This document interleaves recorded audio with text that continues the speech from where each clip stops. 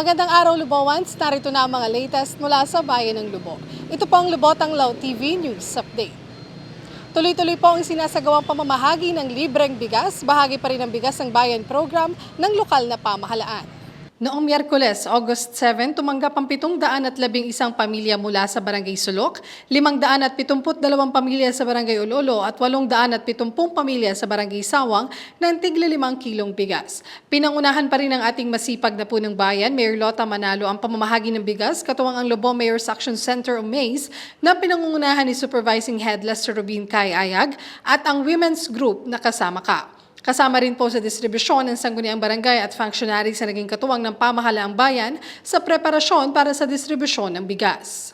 Bilang bahagi naman ng pagsisikap na mas mapabilis ang pagsugpo ng African Swine Fever o ASF virus sa ating bayan, nakipagpulong ang mga kinatawan ng lokal na pamahalaan sa higit 500 livestock farmers, hog growers at hog raisers at ilang punong barangay sa ating bayan noong Martes, August 6 sa Babaw Hall sa Lobo Central School.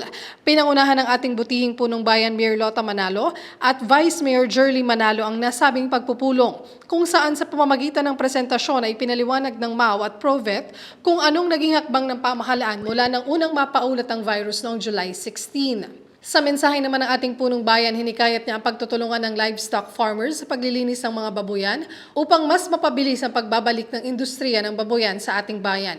Ipinangako rin ng ating punong bayan ang pagkakaloob ng lokal na pamahalaan ng pinansyal na tulong sa lahat ng rehistradong magbababoy na naapektuhan ng virus. Nagsagawa rin ng open forum sa naturang pagpupulong upang mapagtalakayan ang mga katanungan ng mga magbababoy at malaya silang makapagsabi ng kanilang saloobin at hinaing na malugod namang tinugunan ng ating mga kasamahan sa pamahalaang bayan, Provet at DA Region 4A. Nagbigay naman ng suporta ang lokal na pamahalaan sa pamamagitan ng tanggapan ng pambayang agrikultor sa DepEd Lobo Senior High School, kaugnay ng pagsisimula sa paghahanda ng lupang pagtataniman para sa Gulayan sa Paaralan Project noong Miyerkules, August 7. Nagkaloob ng pataba sa lupa ang ating Agriculture Office para sa mga plots na pagtataniman ng gulay gaya ng talong, okra, pechay at sili. Ang proyekto ay nilunsad sa pangunguna ni Lobo Senior High School Head Principal 2 Dr. Donna Susana Igudoy upang mapalawak ang kaalaman ng mga kabataan mag-aaral sa larangan ng pagtatanim o paghahalaman, matutunan sa paaralan ng kahalagahan ng agrikultura at maipromote ang food security na programa ng ating punong bayan, Mayor Lota Manalo, sa bayan ng Lubo. Pinagtalakayan naman ang mga rekomendasyon sa Guanuhan Cave sa isinagawang cave assessment presentation ng DNR Senro Lipa, katuwang ang lokal na pamahalaan sa pamamagitan ng Municipal Environment and Natural Resources o MENRO at sangguniang barangay ng Malabrigo kahapon August 8 sa Barangay Malabrigo. Base sa assessment, napapabilang sa level 1 ang cave na kung saan may nakikitang hazard sa loob nito. Dahil dito, inirekomenda ng assessment team na ang nasabing kuweba ay para lamang sa conservation o habitat, mapping, education at research purposes lamang.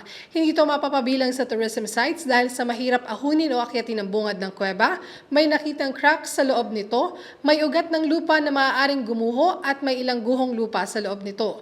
Posible ring maapektuhan ang mga species na naninirahan sa loob nito gaya ng fruit at insect bat at mga alakdan. Kaugnay nito muling tinungo ang kuweba ng kaparehong araw upang magsagawa muli ng assessment kung saan nag-identify ng mga hayop na naninirahan sa nasabing kuweba. Nagsagawa naman ng monitoring at assessment ang lokal na pamahalaan sa pangunguna pa rin ng MENRO, kasama ang kinatawan ng Ramon Aboitiz Foundation Incorporated sa Lagidlaring Mangrove Forest ngayong araw, August 9, 2024. Ito ay upang masiguro na mataas o almost 100% ang successful growth ng mga itinanim na mangrove seedlings na bahagi ng 1-3 program ng lokal na pamahalaan at RAFI. Matatandaang noong Abril nagsimula ang pagtatanim at natapos noong buwan ng Hunyo. Higit 3,000 seedlings na ang naitanim, bahagi ng target na 15,000 puno. Katuwang ng lokal na pamahalaan ng People's Organization sa Lagadlaring Mangrove Forest na siyang nagsasagawa ng replacements sa mga unhealthy na seedlings o propagules. At yan po ang mga balita buhat sa Bayan ng Lubo. Para sa iba pang updates, maaari niyong i-follow ang ating official social media pages. Ako po si Angelique Atienza Romero at ito ang Lubotang Lao TV News Update.